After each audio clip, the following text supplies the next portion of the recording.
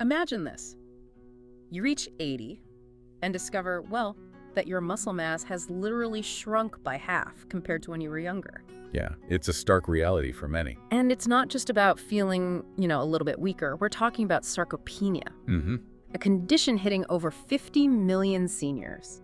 And it leads to, get this, more than 300,000 hospitalizations from falls every single year. It really steals people's independence, a silent thief, as you said. But here's the part that really gets me, the truly shocking thing. This severe muscle loss, it's actually not unavoidable. That's absolutely right. The Journal of Physiology published research that completely flips that old narrative. How so? We see most folks in their 70s, 80s, they struggle with basic things like just getting out of a chair. Yeah, you see it all the time. But there are these individuals, same age group, who have the strength, the function, even look decades younger. They're like outperforming people half their age in strength tests. Okay, and this is where it gets, well, almost controversial. Most doctors, even now, don't tell their elderly patients about the single most important habit, the one that could help them get back that lost muscle.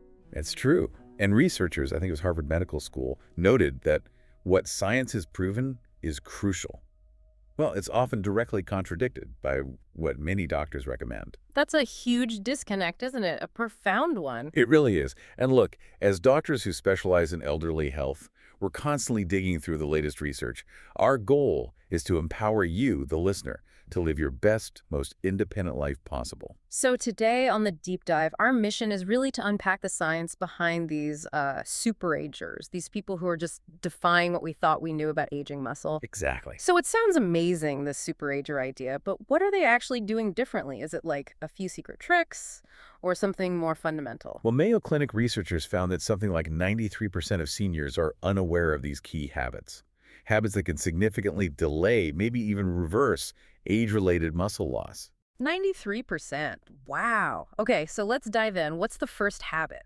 The first one, and honestly, probably the most crucial, it's not just exercise. It's progressive resistance training, the kind that builds over time. Progressive resistance training. Yeah. Experts at Tufts University actually called it the most powerful anti-aging drug ever found. That's a strong statement. It is. It boils down to that use it or lose it idea for muscles. But, and this is the key bit, there's a nuance. Your muscles have to be gradually challenged, pushed just a little beyond what they're used to. Like they need a constant nudge to remember how to grow. Precisely. A gentle push. Okay, but this is where I think a lot of people stumble, right? I bet many listeners are thinking resistance exercise at my age. Isn't that, like, dangerous? Or just for young gym goers? What's the biggest misconception you hear? That's exactly it. So many seniors think, walking is great, maybe some water aerobics. Which are good activities. They're fantastic for overall health, absolutely. But they're just not intense enough, generally speaking, to maintain, let alone build, muscle mass once you're past 60 or so. Okay. Super-agers approach this differently. They have a strategy. First, they focus on intensity, not necessarily duration. Intensity over time spent. Right. Research from McMaster University shows that high-intensity training, pushing to the point of what's called transient muscle failure, where you literally can't do another repetition with good form, that's key for seniors. More effective than longer, less intense workouts? It actually outperforms them because that specific stimulus triggers protein synthesis in the muscles for up to 72 hours after the workout. It's a powerful signal. That's fascinating. So it's about that momentary push to the limit. What about the types of exercises they do? Good question. They really emphasize compound movements. Multi-joint exercises. Exactly. Things like modified squats, deadlifts, rows, pushes, pulls. These engage multiple muscle groups at once. And that has a bigger impact. It creates a much stronger hormonal response compared to just isolating one small muscle. Of course, they do this carefully, always considering mobility and joint health. Makes sense. And crucially, super-agers practice progressive overload. They don't just do the same routine forever. They track it. Keep making it harder. Meticulously. They track their workouts and continually increase the difficulty, maybe more weight, more reps, slightly different technique, because muscles adapt. If you do the same thing over and over, you just plateau, you stagnate. Oh, right, you stop progressing. And I think I read something about focusing on the lowering part of the lift, the eccentric phase. Why is that bit important? Ah, yes, the eccentric phase. Slowly lowering the weight actually places more beneficial strain on the muscle fibers. More strain, but maybe less stress on the joints. Exactly. Less joint stress, but fantastic stimulus for building strength and mass, especially important as we get older. And the results, are they noticeable? Absolutely. There was a study, University of Alabama, I believe, a 12-week program. Participants saw a 35% increase in strength 35%. and gained an average of 3.3 pounds of muscle. Plus, they saw improvements in cognitive function, bone density, even blood glucose control. That's huge. So the real danger isn't doing it. The real hazard is not doing it. That's what leads to fragility, falls, losing your independence. Honestly, if you only take one habit away from this deep dive, make it this one. Where should someone start? Start manageable. Maybe 2 30-minute sessions a week. And ideally, get some guidance from a qualified trainer, at least initially. That's incredibly powerful. Okay, let's move to the second habit, preserving neuromuscular connections. This sounds a bit more abstract. It does, doesn't it? But it's a hidden link many people miss. Muscle loss isn't just about the muscle fibers shrinking. Right. Often the weakest link is actually the connection between your muscles and your nervous system, the neuromuscular junction. So the wiring. Kinda, yeah. And these junctions, they tend to degenerate much faster after age 60. And if that connection is weak, Then it doesn't matter how much protein you eat or how much you exercise. If the brain can't efficiently talk to the muscles, you won't get the results. so how do you strengthen a connection like that? It seems less tangible than lifting a weight. It does, but super-agers have strategies. They actively do activities that demand coordination. Like what? Things like Tai Chi, dancing, Yeah. tennis, even ping pong. Activities that require recruiting muscle fibers in very specific, coordinated patterns. So it's training the brain-muscle pathway. Exactly. There was research in 2020 showing older adults who did coordination-demanding activities twice a week preserved these neuromuscular connections 31% better than those just doing standard exercise. 31% better. That's substantial. You also mentioned specific chemicals. Should everyone be rushing out to buy supplements? Well, it's more nuanced.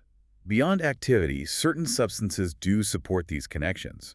Things like alpha-lipoic acid and acetyl L-carnitine can help protect against oxidative damage at that junction. And there are specific forms of vitamin B1, like benfotiamine and even huperzine, which can potentially boost acetylcholine. Acetylcholine. That's the main neurotransmitter for activating muscles. These are generally safe, but like anything, it's always best to discuss supplements with your own doctor. Good advice. Now, you mentioned something earlier that sounded almost too simple, breathing techniques. For muscle activation, how does stimulating the vagus nerve help muscles? It sounds strange, but it's surprisingly effective. Simple practices like box breathing, inhale for 4, hold for 4, exhale for 4, hold for 4, can stimulate the vagus nerve. And that helps? That stimulation can actually increase the neural activation of muscles. Yeah. We're talking maybe up to 15% improvement in just 5 minutes a day. It just makes that brain-muscle communication pathway more efficient. Wow. Just from breathing. Yeah. And one last thing on this point, which is really intriguing. Research from Columbia University found a direct link between challenging your brain cognitive pursuits and having better preserved muscle function. Really? Like puzzles or learning a language? Exactly. It seems the brain and the neuromuscular system share neural pathways. So keeping your mind sharp literally helps keep your muscles connected and responsive. Fascinating stuff. Okay, habit number 3. Strategic micronutrient intake. We hear tons about protein, carbs, fats, the macros, but you're saying super-agers zero in on micronutrients. That's the key distinction. Macros get the spotlight, but super-agers understand that certain micronutrients act as critical facilitators. They enable protein synthesis and muscle function. So without them, the protein and exercise don't work as well. Exactly. They won't fully prevent muscle loss on their own. First, want to talk about magnesium, often called the forgotten electrolyte. Magnesium, why is it so important? It's involved in over 300 enzymatic reactions, crucial for muscle contraction and relaxation. And here's the kicker. Over 70% of the elderly population is deficient. 70%, that's huge. It is. And a 2021 study found seniors with adequate magnesium levels had 30% stronger grip strength and just performed better physically overall. So how do super-agers get enough? Supplements? Food? Both. They often focus on highly bioavailable forms and supplements, like magnesium glycinate or threonate, and they eat magnesium-rich foods. Dark leafy greens, nuts, seeds, even good quality dark chocolate. Dark chocolate, I like the sound of that. What else? Then there's creatine, Mm. And no, it's not just for young bodybuilders. I think most people associate it with that. They do, but research, McMaster University, again back in 2015, showed that a modest daily dose, maybe 3 to 5 grams, significantly improves muscle mass and strength in older adults. How does it work for them? It helps muscles generate energy more efficiently and increases water content within the muscle cells, which is anabolic. It even seems to help with cognitive function, too. Interesting. What other macros? Methylated B12 is another big one. Absorption issues are common as we age because stomach acid often declines. And some medications interfere too, right? Absolutely. Common drugs like proton pump inhibitors for acid reflux and metformin for diabetes can deplete B12. Super-agers often prioritize the active form, methylcobalamin, not the cheaper cyanocobalamin in many multivitamins. It's crucial for energy and nerve function. Active form, got it. Any others? Don't forget the mineral cofactors. Mm. Zinc, selenium, chromium. They play vital roles in protein synthesis and also in insulin sensitivity. Which helps get nutrients into the muscles. Precisely. A Tufts University study linked optimal levels of these trace minerals to a 22% increase in muscle mass maintenance over 5 years. 22% is significant, so it's not just about taking a generic multivitamin. Not really. The super-agers are often more strategic. They might get micronutrient testing done to identify their specific deficiencies and supplement accordingly, rather than just taking a scattergun approach. Personalized nutrition. Makes sense. Okay, habit 4, daily inflammation management. You mentioned inflammaging earlier. Can you expand on that? Yeah, inflammaging. It's this chronic, low-grade inflammation that becomes more common with age, and it's a major driver of muscle deterioration. How does inflammation actually hurt muscle? Well, it does a couple of things. It accelerates the breakdown of muscle protein, making it harder for your body to keep up. And it also inhibits the signals that tell your muscles to grow or repair themselves. So it's a double whammy. Exactly. That Tufts study we mentioned, it showed seniors with the highest inflammatory markers lost muscle mass 3 times faster than those with low inflammation. And that was regardless of how much protein they ate or exercised. 3 times faster. That's alarming. It feels like inflammation is this invisible enemy. How do super-agers manage it day to day? It can feel overwhelming, but they tackle it systematically. First up, optimize sleep. Sleep. How does that connect? Poor sleep, or not enough sleep, can significantly increase inflammatory markers, cytokines, by up to 40%. That directly speeds up muscle atrophy. So consistent bedtimes, totally dark room, making sleep a priority. Okay, sleep is foundational. What else? Gut health. It's huge. Studies like those from the University of California clearly link age-related changes in gut bacteria to systemic inflammation. So what do super-agers eat for their gut? Diversity is key. They aim for a wide variety of plant foods, think 30 or more different types per week, plus fermented foods like yogurt, kefir, sauerkraut, kimchi, and lots of different fiber sources. 30 different plants a week. That takes effort. It does, but it feeds a diverse gut microbiome, which helps keep inflammation down. What about exercise and inflammation? Can exercise make it worse? It can, if it's excessive or you don't recover properly.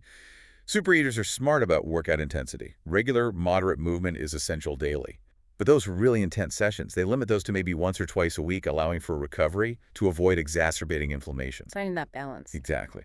And finally, they consistently consume specific anti-inflammatory substances. Like what? Omega-3 fatty acids are big, aiming for 2 to 3 grams a day, usually from fatty fish or supplements.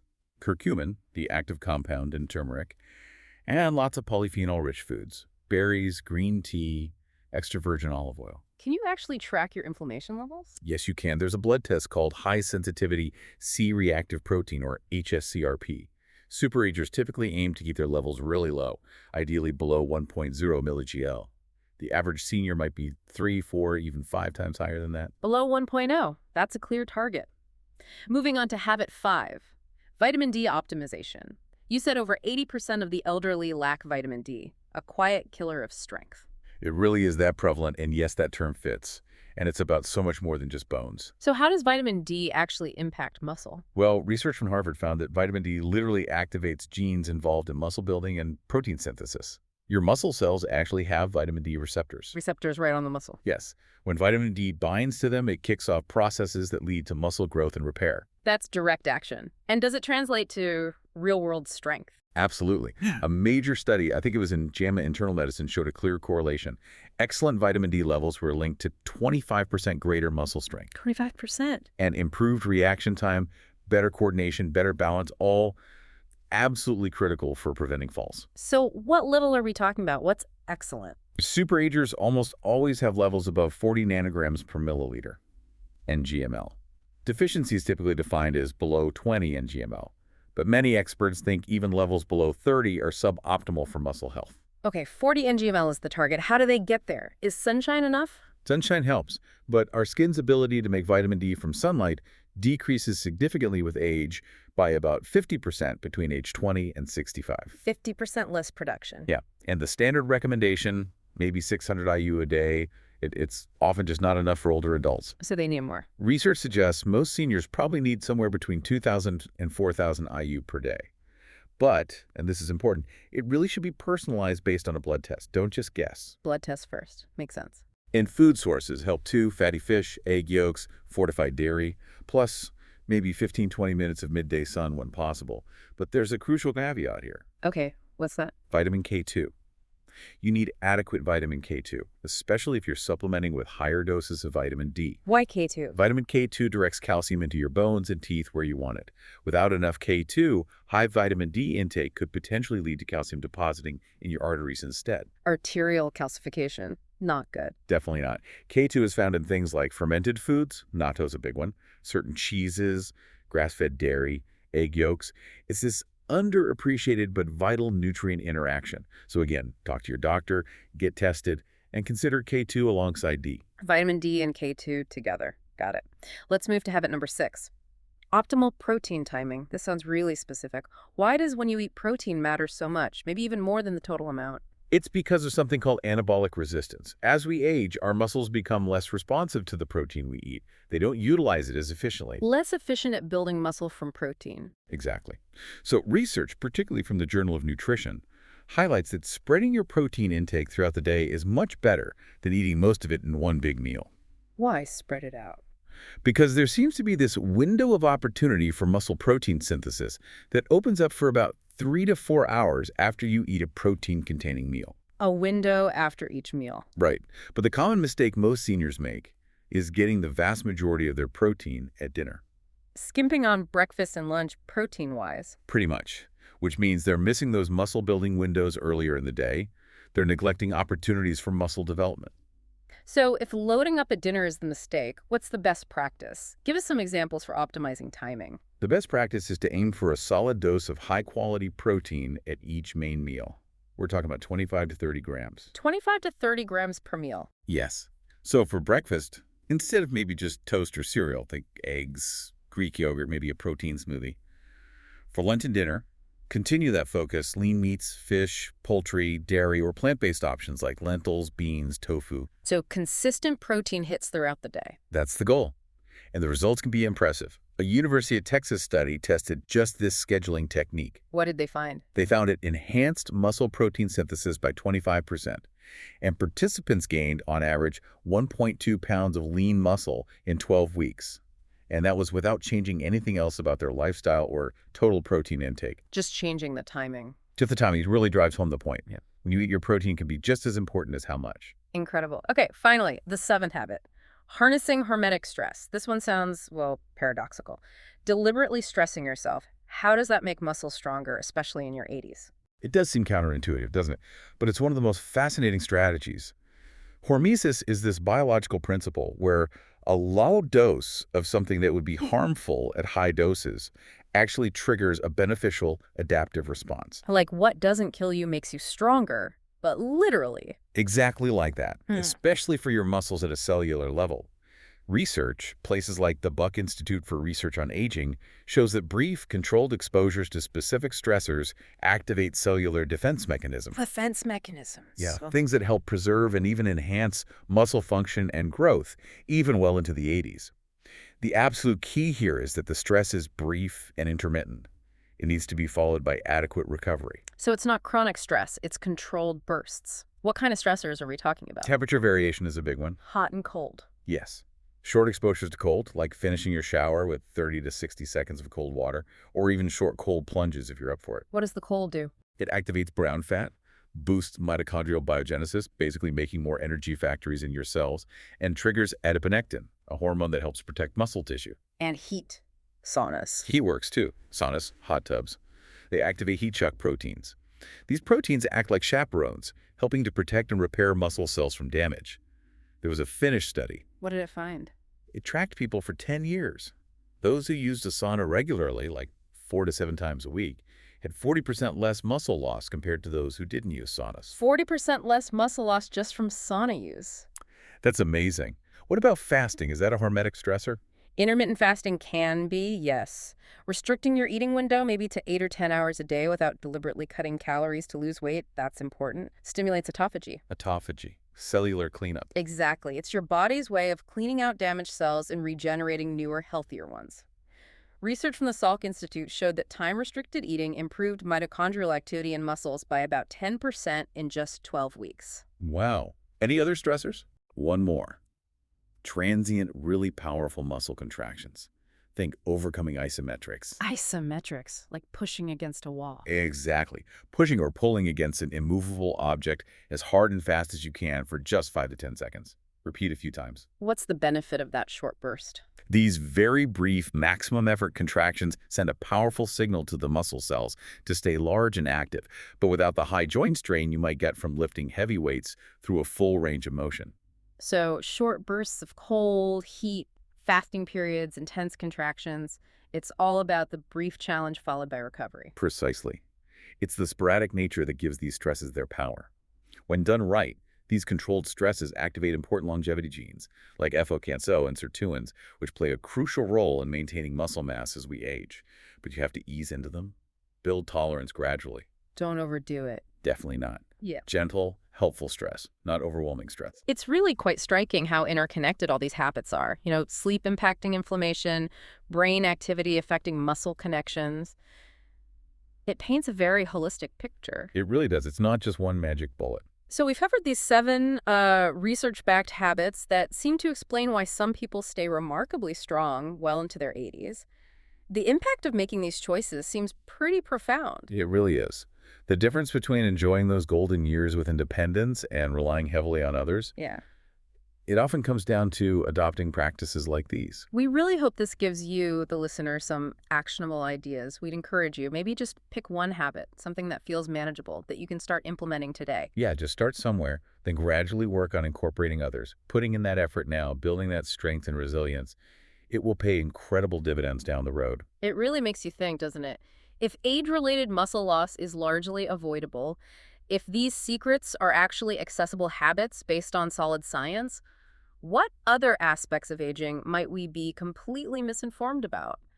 What other extraordinary potential might be locked inside us if we just start listening to what the science is really telling us? That's a powerful thought to end on. Thank you for joining us on this deep dive.